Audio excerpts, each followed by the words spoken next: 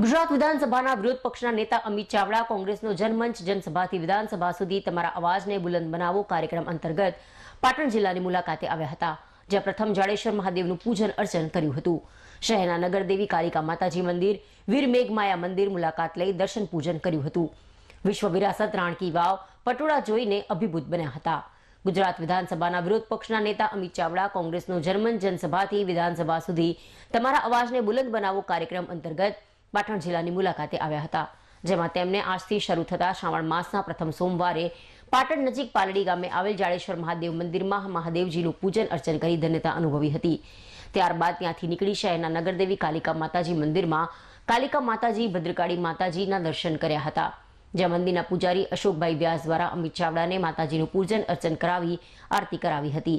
ત્યારબાદ ત્યાંથી પાટણના પ્રખ્યાત પટોળા હાઉસની મુલાકાત લીધી હતી, ત્યાં પાટણના પટોળા કેવી રીતે બને છે તેની માહિતી મેળવી હતી।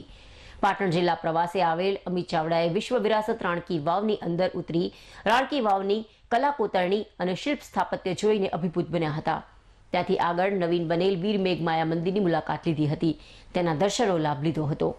પાટણની મુલાકાતે આવેલ વિધાનસભા વિરોધ પક્ષના નેતા અમિત ચાવડાની સાથે પાટણ ધારાસભ્ય કિરીટ પટેલ, સિદ્ધપુરના પૂર્વ ધારાસભ્ય ચંદનજી ઠાકોર, જિલ્લા પ્રમુખ ગેમરભાઈ દેસાઈ, શહેર પ્રમુખ દીપકભાઈ પટેલ સહિત કોંગ્રેસના કાર્યકરો ઉપસ્થિત રહ્યા હતા। જનમંચ વિધાનસભાથી વિધાનસભા સુધી તમારા અવાજને બુલંદ બનાવો કાર્યક્રમ અંતર્ગત પાટણ જિલ્લા મુલાકાતે આવેલા વિધાનસભાના વિરોધ પક્ષના નેતા અમિત ચાવડાએ જણાવ્યું કે આજે ઐતિહાસિક રાણકી વાવની મુલાકાત લીધી છે, જે ઐતિહાસિક વારસો છે, ધરોહર છે, જેને આવનારા સમયમાં આપણે સૌએ સાચવીને આખા વિશ્વમાં આ પાટણનું મોડલ મોકલવાનું છે। સાથે સાથે નગરદેવી મહાકાળી માતાજીના મંદિરે માતાજીના દર્શન કર્યા છે। સાથે સાથે પાટણના વિશ્વ પ્રસિદ્ધ પટોળા છે, જેને જોવા આખી દુનિયાથી લોકો આવે અને જોટો એટલે કે એની સરખામણી આધુનિક વણાટથી બનતા પટોળા અને એનો વારસો પણ જોયો। શ્રાવણ માસનો પહેલો સોમવાર છે એટલે જાડેશ્વર મહાદેવનું પૂજન અર્ચન કર્યું છે અને સૌના કલ્યાણ માટે પ્રાર્થના પણ કરી છે।